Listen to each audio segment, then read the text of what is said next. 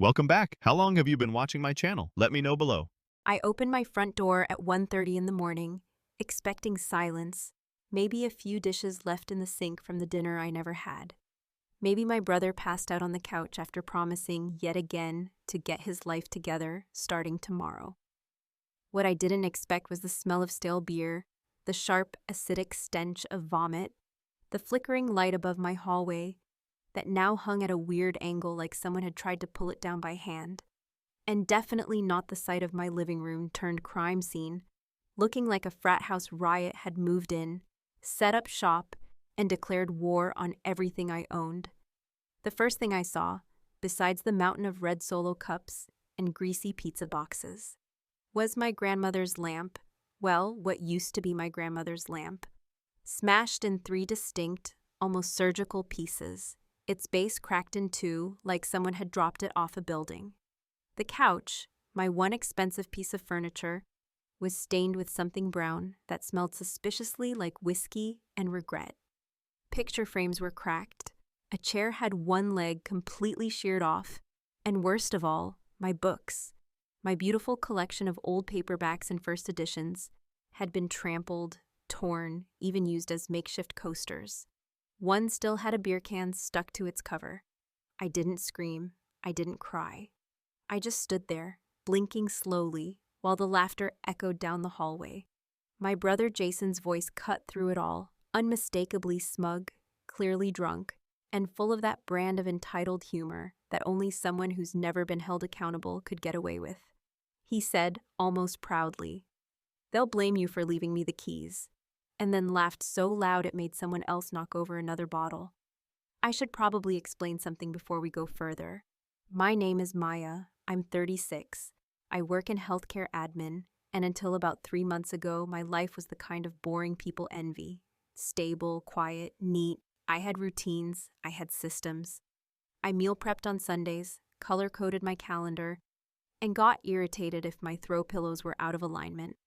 Then my brother, fresh out of a breakup, a job loss, and a minor legal situation he swore was all just a misunderstanding, showed up at my door with a duffel bag, a black eye, and that same damn grin.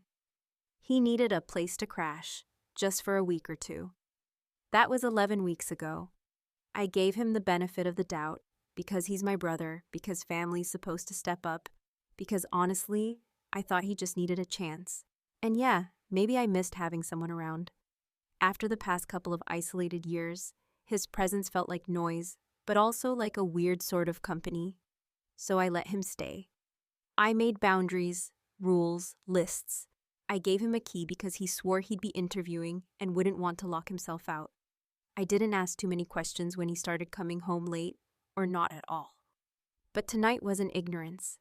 It was betrayal, loud and unapologetic, with a soundtrack of bad EDM and the clink of broken glass. I stepped inside, wading through beer cans like landmines, stepping over what looked like a used sock that did not belong to either of us. There were people passed out in places I didn't even know people could sleep. One girl was curled up in the bathtub, with my favorite towel draped over her like a blanket. Someone had scrawled something obscene on my fridge in lipstick. The air felt thick and sour, like it was holding its breath. I found Jason in the kitchen, barefoot, leaning against the counter like he owned the place, holding a plastic cup with something green inside. His shirt was unbuttoned, and there was a smear of lipstick on his cheek. When he saw me, he just smiled, took a sip, and said, "Hey, didn't think you'd be back tonight." I stared at him, words tangled somewhere between disbelief and full-blown rage. But I managed somehow to ask, "What the hell is this?" He shrugged like it was obvious. "Little gathering, nothing crazy." "Little?" I turned, gesturing toward the wreckage that used to be my home. "You broke everything." "Relax," he said, laughing again. "It's just stuff. You're insured, right?" I had never wanted to slap someone in my life until that moment. Instead, I took a deep breath, pulled out my phone, and started filming. The mess, the people, the damage, everything. I didn't know what I was going to do with the footage yet, but something told me I'd need it. Maybe to explain to my landlord. Maybe for the insurance company. maybe to remember later when I tried to convince myself this hadn't really happened. Jason didn't care. He was still smirking, still sipping whatever green concoction he'd stolen from someone else's cooler. And then he said it again, this time almost like a joke. "They'll blame you for giving me the keys." That was the moment something snapped. Not loudly, not with screaming or drama, but something quiet and permanent. Like a thread pulled just tight enough to break. I didn't yell, I didn't throw things. I just looked at him, nodded once, and turned around. He laughed, probably thought I was storming out in anger. But I wasn't. I was done. I'd had my wake-up call. He thought I'd just sweep this under the rug like every other mess he made. But this time, he trashed more than just a room. And this time, he'd be the one cleaning it up, whether he liked it or not. By the time the sun started bleeding into the morning sky, casting long, judgmental shadows across my living room floor, where someone had dropped half a burrito and stepped on it like it was a welcome mat, I had already decided there would be no cleaning, no passive-aggressive sighing while scrubbing red stains out of the carpet, no quietly forgiving the unforgivable just because my last name matched his, and our parents were no longer around to remind us that family was supposed to mean something. It was going to be different this time, because something in me had shifted in a way I couldn't quite explain, like when you realize the door you thought you were holding open for someone else has been swinging shut on your own foot the entire time. Jason, for his part, seemed completely unfazed by the fact that my apartment now looked like a condemned dormitory after a hurricane. And while I had spent the early hours of the morning taking slow, methodical photos of every shattered mug, every beer stain, every disgusting little surprise left behind, by strangers who didn't even have the decency to pretend they were guests and not squatters, in someone else's sanctuary, he had apparently crawled into bed at some point with one of those guests, snoring loud enough that I could hear him from the hallway, with the door wide open like it was his own damn apartment and I was the one who needed to knock. I stood there for a solid 10 minutes, staring at his sleeping form, a part of me still clinging to the idea that maybe this could be fixed with a serious conversation.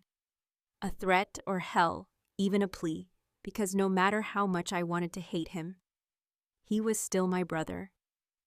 The same kid who used to braid my hair while we watched cartoons on the old couch our mom saved up for. The same guy who stood in the hospital hallway with tear-stained cheeks the day we had to say goodbye to her, whispering promises about staying close and keeping each other upright when the world tried to push us down. But whatever version of that boy still existed inside Jason, it wasn't the one sprawled out across my mattress, with no sheet, a sock on one foot and a pillow that didn't even belong in that room under his arm, drooling like a child who had no intention of waking up and facing what he'd done. So I left. Not the apartment. God knows I didn't trust leaving him unsupervised for even 5 more minutes, but I left the hallway, went to the kitchen, poured the last of my good coffee into a mug that had somehow survived the apocalypse, and sat down at the one chair still intact at my kitchen table, the other 3 having apparently been sacrificed in some sort of drunken battle royale, if the broken legs and spilled hot sauce were any indication. I opened my laptop, pulled up my notes app, and started making a list. Not of what was broken, not of what needed replacing, but of every single thing he had promised me when he moved in, every rule he had agreed to, every lie he had slipped between half-hearted apologies and empty beer cans. Because if he was going to act like this didn't matter, then I was going to show him just how much it did. It wasn't just about the furniture or the damage deposit I was now almost definitely going to lose, or even the embarrassment of having to explain this to my landlord or my neighbors. It was about the principle of being treated like a doormat by someone who should have known better, who did know better, and just didn't care enough to act like it.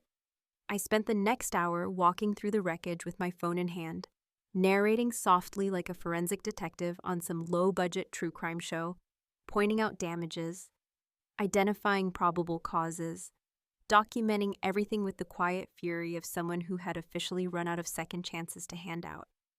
I wasn't just collecting evidence, I was building a case, one that didn't need a courtroom, because the judgment I was preparing to pass down wasn't going to come from a judge. It was going to come from me. It wasn't until I started uploading the photos to a shared drive, labeled somewhat bitterly, Jason's greatest hits, that he finally stumbled out of bed, groggy and rubbing his eyes like a toddler woken too early from a nap, completely unaware of just how close he was to discovering what it felt like to lose everything he'd taken for granted.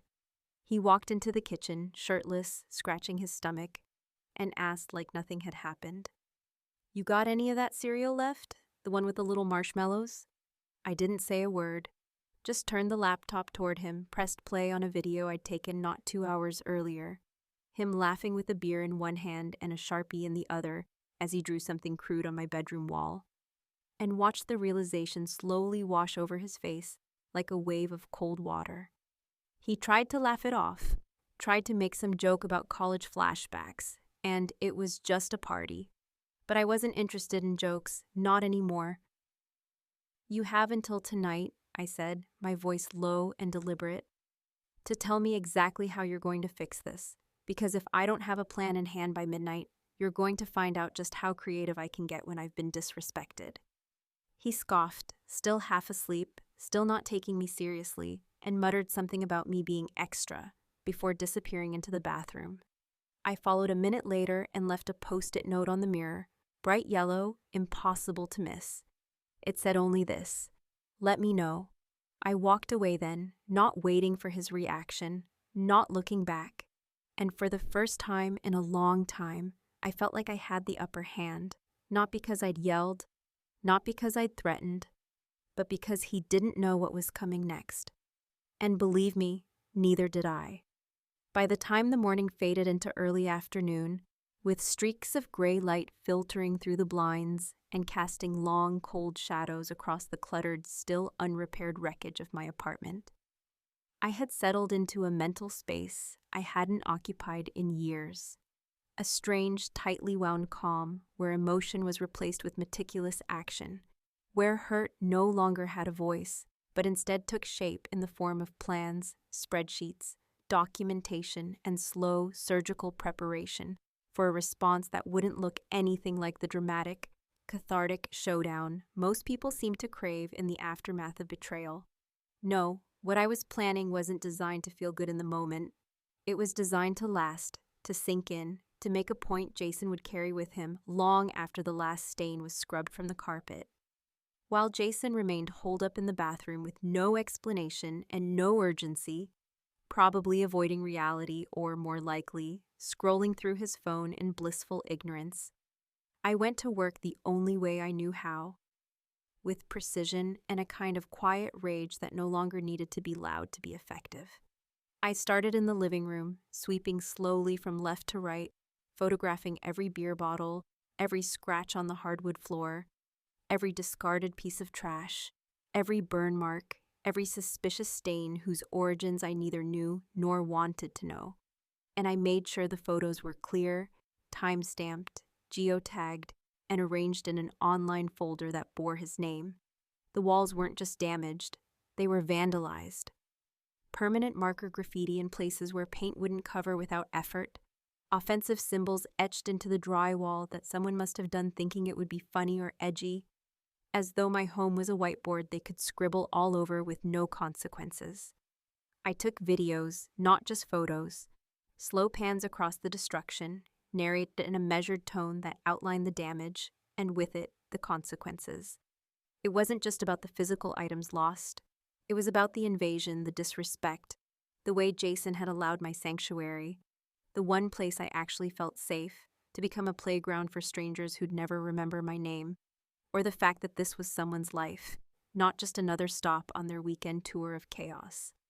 I even found receipts, literal ones, stuffed into the trash and the couch cushions, piles of takeout orders, liquor store purchases, a stack of pizza boxes with names scribbled on them like they were souvenirs.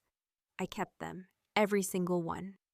I scanned them into my laptop and added them to the folder, which was beginning to take on the weight of a legal file, something that would have made my late father proud in a grim, lawyerish kind of way. He always said documentation was the difference between an accusation and a consequence, And I was going to make damn sure Jason learned that lesson if it was the last thing I did. Once the folder was complete, I started organizing it. Subfolders by room, labeled evidence photos, itemized repair cost estimates based on quick Google searches, and even side-by-side images showing what the apartment looked like before and after the party. I had dozens of pictures on my phone from when I'd first moved in, decorative shots I'd taken for fun. Proud of how I'd arranged the furniture, or the way the sunlight hit the coffee table at just the right angle in the morning. Now those pictures had a new purpose. They were proof. I didn't stop there. I began drafting an invoice, not just a generic one, but something professional, detailed, formatted like an official contractor's estimate, complete with line items, projected labor costs, cleaning fees, replacement costs for destroyed items, and even a subtotal that was enough to make my stomach turn. It wasn't just about getting the money back. It was about showing him, in stark black and white, what his recklessness really cost.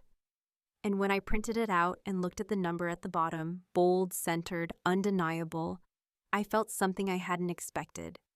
Not satisfaction exactly, but clarity. Jason, of course, didn't notice any of this. When he finally emerged from the bathroom nearly an hour later, he was dressed in one of my old university sweatshirts, looking refreshed and faintly pleased with himself, like the idea of consequences still hadn't occurred to him. He asked casually if I'd seen his charger, and when I didn't answer, he wandered back into the living room and began poking at the mess like it was someone else's problem, like maybe the damage would pack itself up and walk out if ignored long enough. I watched him from the hallway, not saying anything, just letting the silence stretch between us, letting him flounder in it. And then, with zero self-awareness, he had the audacity to say, "You know, it's not like anything can't be replaced. Don't make this a big deal. People have wild parties all the time." I set my laptop down, walked over, and handed him a small envelope, sealed. His name written across the front in clean, bold letters. "What's this?" he asked, frowning like I'd handed him a summons. I didn't answer. He opened it and pulled out a single sheet of paper. He scanned it quickly, eyes flicking over the line items, pausing at the subtotal.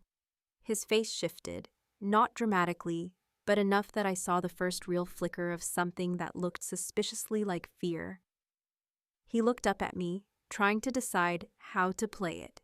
Deny, deflect, maybe laugh it off, but I cut him off before he could speak.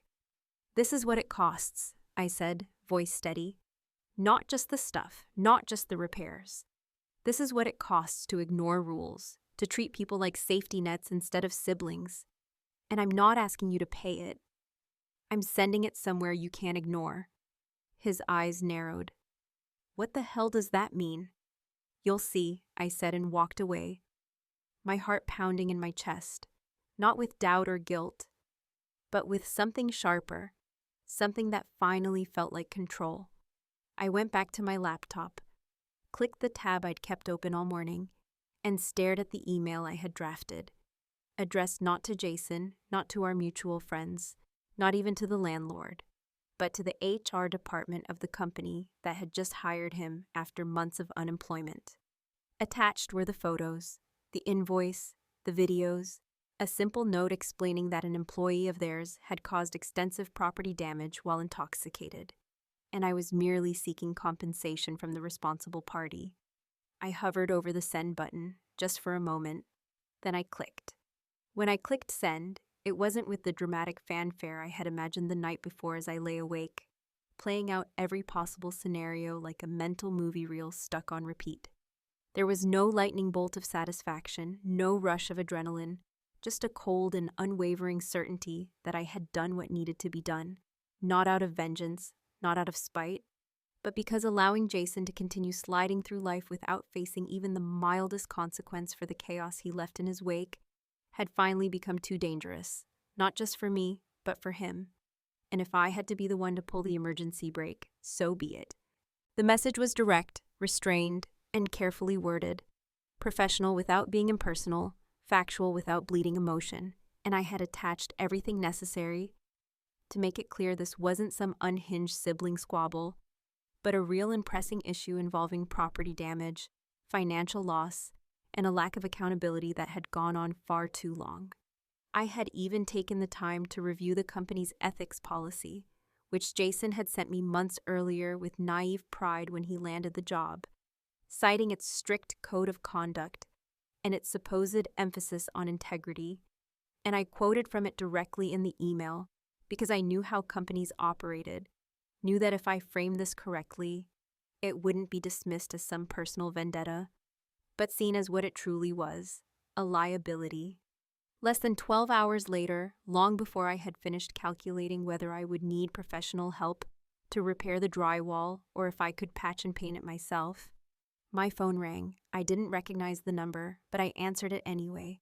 And the moment Jason's voice cracked through the receiver, tight, hoarse, and shaking with a rage he hadn't even tried to hide, I knew that the shockwave had landed, that the carefully constructed image of himself he had managed to project at this new job, this last chance, had just taken a direct hit.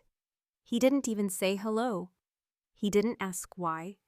He simply launched into a breathless tirade, accusing me of trying to ruin his life, of blindsiding him, of turning what should have been a private family matter into public humiliation. I let him vent for a full minute, didn't interrupt, didn't flinch at the insults, because none of it surprised me.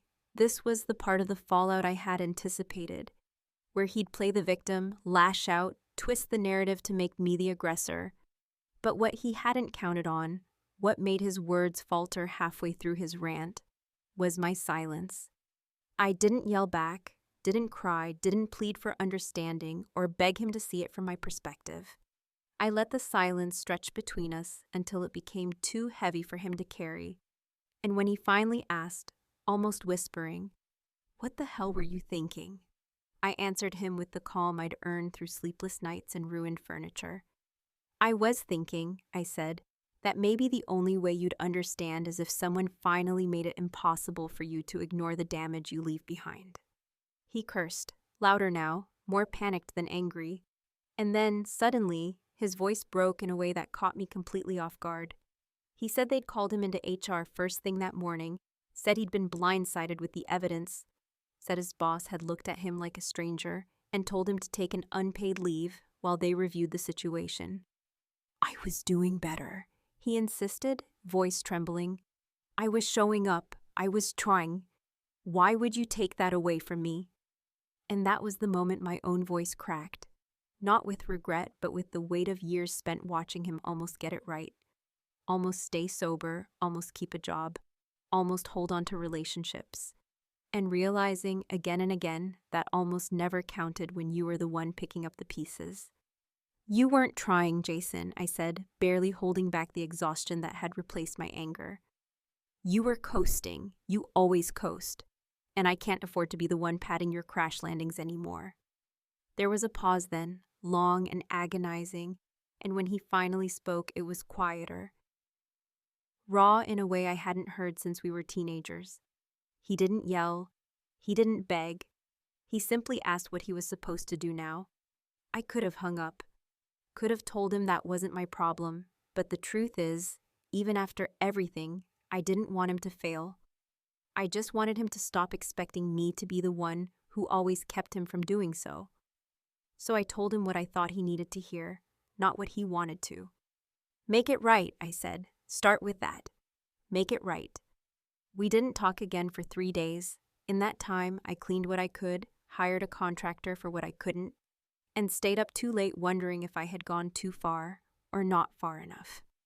My neighbors, who had always been friendly but distant, began stopping me in the hall to ask if everything was okay, and I gave them vague assurances that things were under control, even though I wasn't sure what that meant anymore.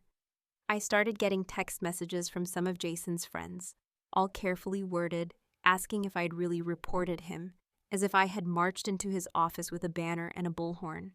I ignored them. They hadn't been the ones scrubbing beer from their floorboards at 2 a.m. Then on the 4th day, Jason texted me. Just one word. "Coffee." I stared at it for a long time before replying. 1 hour, that diner on 6th. He showed up 10 minutes late, wearing a button-down shirt that looked slept in, and a face that looked even worse. He sat down across from me like someone bracing for bad news and didn't speak for almost a minute, just stirred his coffee without drinking it. When he finally looked at me, he didn't offer an apology. Instead, he said something that surprised me more than anything else he could have said. "I called a counselor. I'm going to get help." I didn't say anything right away because part of me didn't believe it, and another part of me was afraid to hope. Then he slid a manila envelope across the table. "This is half," he said, "of what I owe you. I'll get the rest." Inside was a cashier's check and a handwritten breakdown of how he planned to pay me back over the next 6 months. It wasn't perfect, and it wasn't enough, but it was a start. I took a breath, looked at my brother, and nodded. And in that moment, I realized something I hadn't expected.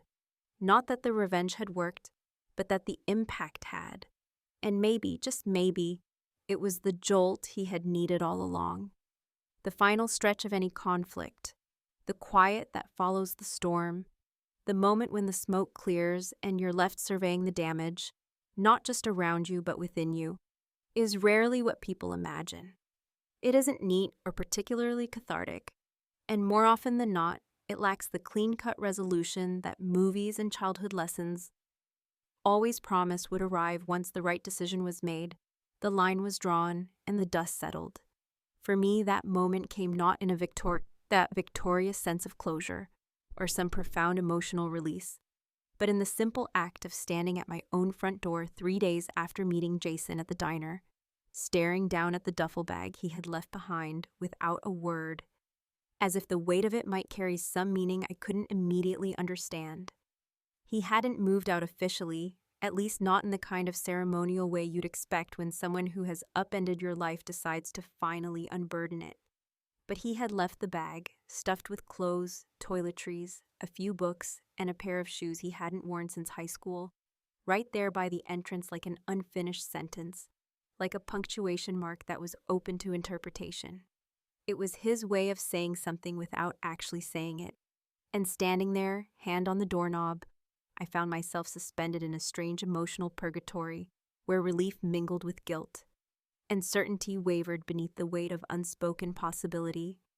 Inside, the apartment was no longer a crime scene, but it wasn't home yet either. The scent of industrial cleaners still lingered faintly beneath the more familiar smell of coffee and lemon, and although the furniture had been rearranged, the walls patched and painted, the rugs replaced, and the broken frames discarded, there remained a kind of psychic residue.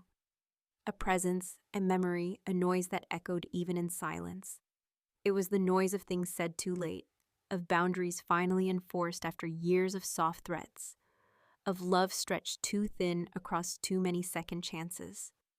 And yet, for all the damage and betrayal, the air felt lighter now, less oppressive, like the weight I hadn't known I'd been carrying for years had finally begun to lift. My friends, the ones who had seen me through breakups, job losses, long nights, and longer mornings, had varied reactions when I finally told them everything, not just about the party or the invoice, but the years leading up to it, the incremental betrayals, the slow erosion of my patience and my trust. Some applauded my decision with a kind of fierce, protective pride, saying it was about time someone held him accountable. Others, more cautious or maybe more sentimental, asked if I thought I had gone too far, if I regretted sending the invoice to his employer, if I thought the fallout would be permanent. I didn't have answers for them, not clear ones anyway, because the truth was, part of me still didn't know whether I had made the right choice, only that it had been necessary. There's a difference between justice and vengeance, and I had aimed for the former, but the line had blurred in moments, and the aftermath wasn't as clean or satisfying as I had hoped. Jason was in counseling now, at least that's what he told me, and he had followed through on the payment plan so far, each envelope arriving like a small admission of guilt, or maybe of growth. But we hadn't spoken much beyond those transactions, and every time my phone buzzed with a new message from him, my stomach twisted with equal parts hope and dread. One night, weeks after everything, I found myself sitting on the floor of my newly rearranged living room, a glass of wine in one hand and a small cracked photo frame in the other.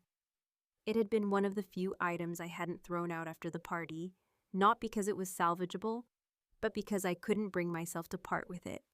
It held a photo of me and Jason, maybe 10 years younger, standing shoulder to shoulder at our mother's funeral, both of us wearing expressions that said more than grief. We looked like two people who had been given a choice: pull together or fall apart. For a long time, we had done the former, but lately, it felt like the pull was fraying, the center no longer holding. I kept the frame as a reminder, not of the good times, but of what it cost to pretend those times were enough to excuse everything else. And as I stared at it that night, the words Jason had said at the diner came back to me. I was doing better. Maybe he had been. Maybe not enough. Maybe it didn't matter, because doing better wasn't the same as being better. And if I had learned anything from this entire ordeal, it was that waiting for someone to change doesn't make you loyal. It makes you complicit. The next morning, I took the duffel bag he had left and placed it just inside the closet, not as an invitation for his return, but as a way of acknowledging that his story, like mine, was still in motion, still incomplete. I wasn't going to carry it for him anymore, but I also wasn't going to pretend it hadn't been there. Some ghosts need to be seen, not banished, if only so they don't sneak up on you later. People still ask me when they hear the full story, always in pieces, never all at once, if I would do it again. If I'd press send on that email, knowing what it would unleash. And I always hesitate before answering, not because I don't know, but because I do. And the answer isn't clean. Yes, I'd do it again. Because sometimes, the kindest thing you can do for someone you love is stop protecting them from themselves. But that doesn't mean it didn't cost me something too. It cost me a version of Jason I had clung to for far too long. It cost me a layer of peace I may never fully regain. And it cost me the illusion that love alone was enough to change someone who isn't ready. Now when I walk through the apartment, when I make coffee in the morning or curl up on the couch at night, I feel a quiet that's different from the kind I used to crave. It's not the absence of chaos, it's the presence of boundaries. It's knowing I can finally breathe in my own space without wondering when the next explosion is coming. Jason hasn't asked to come back. I haven't offered. And maybe that's the point. Not every ending has to be a door slamming shut. Some are just quiet footsteps fading down the hallway, echoes you learn to live with.